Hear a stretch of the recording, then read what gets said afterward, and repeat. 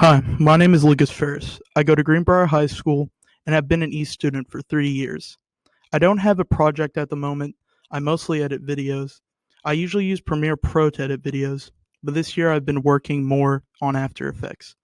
Premiere Pro is used more for the basic editing and where you want to edit the main video. After Effects, on the other hand, is used for special effects in your video. I use it for making intros and background animations. I usually render I usually rendered 6 MP4 videos and 9 AVI videos this year. When I render a video in After Effects, it usually renders as an AVI, but when you watch the video, it gets too slow to watch, so I have to render it and then export it into Premiere Pro. Here are some screenshots of the projects I have been working on. The first screenshot is from the first video I worked on this year. It is an intro that I used a glitch effect on. I started out by making a composition and used the fractal noise effect. After that, I used the col- like color colorama effect to make the text look like it's from a computer screen. And lastly, I used the displacement map effect to transition the text.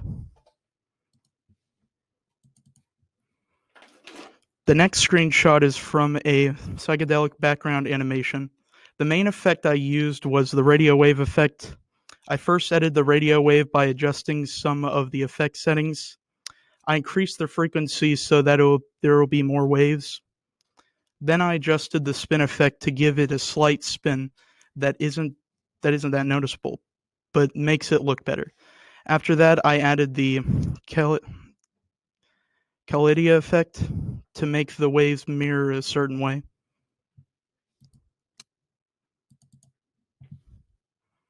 The next screenshots is from a grid background I made for a VHS intro. The first step is adding the grid on your solid. Then you have to adjust the X rotation so you can get the right angle. Then I added a glow effect to make the color of the grid pop out more.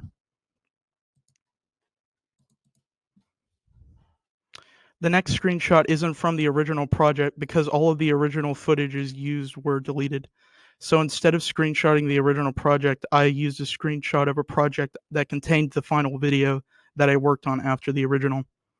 The first thing I did was put the footage of an American flag on. Then I used a VCR font and zoomed in. Then I used the arithmetic effect to make a RGB separation.